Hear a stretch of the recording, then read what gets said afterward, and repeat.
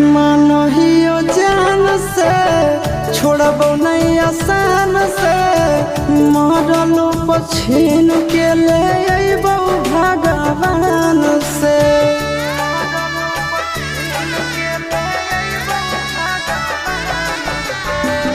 मानहियो जान से छोड़बो नहीं आसान से मरलो पछीन के ले अइबो भगवान से।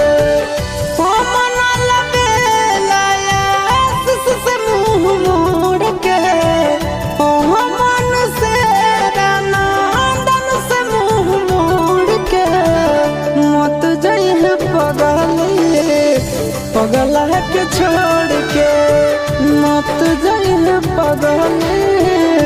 पगला के छोड़ के।